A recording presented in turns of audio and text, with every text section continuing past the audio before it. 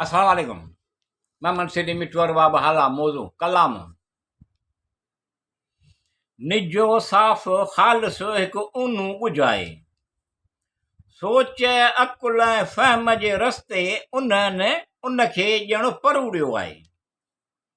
निजो साफ़ ख़ालस हिकु ऊन्हू ॿुझाए, सोच अकुल ऐं फ़हम जे रस्ते उनखे ॼण परूड़ियो आहे।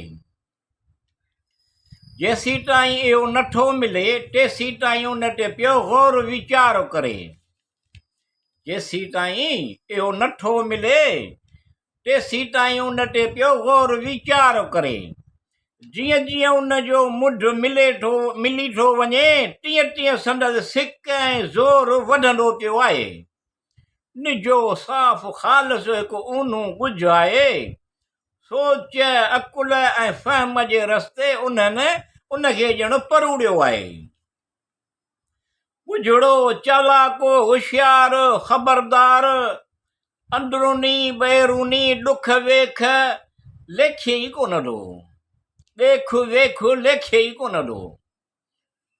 ॿुझड़ो चालाको होशियार ख़बरदार, अंदरूनी ॿाहिरूनी ॾेख वेख लेखे ई कोन थो। जॾहिं मंज़िल खे रसे थो त तॾहिं संदसि अंदर में हिकु नए क़िस्म जी कशिश पैदा थींदी आहे। निजो साफ़ ख़ालस हिकु ऊन्हू ॿुझाए, सोच अकुल ऐं फ़हम जे रस्ते उनखे ॼण परूड़ियो आहे। निमाणो सबा शुक्र कंदड़, पंहिंजे वाइदे ते पूरो लहण, दुनिया जी गैर ज़रूरी ॿंधणनि खां फारग। निमाणो सबा शुक्र कंदड़, पंहिंजे वाइदे ते पूरो लहण, दुनिया जे गैर ज़रूरी ॿंधणनि खां फारग। दुनिया ऐं आख़िरत जे चङाई भलाई जे कमनि जे संझ ॾियण तरफ़ लाड़ो कंदो आहे। निजो साफ़ ख़ालस हिकु ऊन्हू ॿुझाए, सोच अकुल ऐं फ़हम जे रस्ते उनखे ॼण परूड़ियो आहे। इंसानियत सां मोहबत करणु, नेक जज़्बे सां ख़लक़ जी ख़िदमत करणु। इंसानियत सां मोहबत करणु, नेक जज़्बे सां ख़लक़ जी ख़िदमत करणु। अहिड़े तरीक़े सां ठाहिण वारनि कंप्यूटर ऐं टच मोबाइल फ़ोन ईजाद कयो आहे। निजो साफ़ ख़ालस हिकु ऊन्हू ॿुझाए, सोच अकुल ऐं फ़हम जे रस्ते उनखे ॼण परूड़ियो आहे।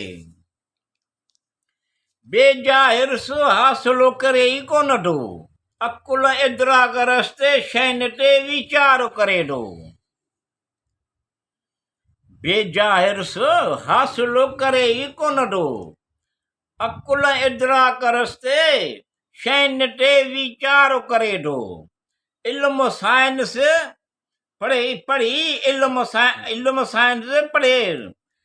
साइंस हासिल करे उन्हनि अहिड़नि ॼण नामुमकिन कमनि खे मुमकिन करण जी कोशिश करे पियो कंदो आहे।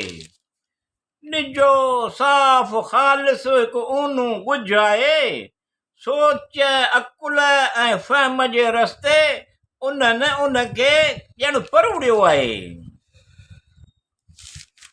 या अल्लाह रब्बिल आलमीन अर्रहमान रहीम, तूं सभु ॼाणी थो, तोखे सभु मालूम आहे। मतिलब नेक मक़सद हासिल थियनि, आस उमेद पुॼाए, तूं ई हिमत ॾे, कुवत ताक़त अता कर। या अल्लाह रब्बिल आलमीन अर्रहमान रहीम, तूं सभु ॼाणी थो, तोखे सभु मालूम आहे। मतिलब नेक मक़सद हासिल थियनि, आस उमेद पुॼाए, तूं ई हिमत ॾे, कुवत ताक़त अता कर। खुशहाल कर, आसूदो सुखियो सताबो कर, दीन दुनिया जे भलाई जे कमनि करण जी तौफ़ीक़ अता कर। खुशहाल कर, आसूदो सुखियो सताबो कर, दीन दुनिया जे भलाई जे कमनि करण जी तौफ़ीक़ अता कर। ज़ाहिर बातिन मिठवटे नेमतूं रहमतूं अता फरमाए, अल्लाह रब्बुल आलमीन करीम रहमान रहीम आहे।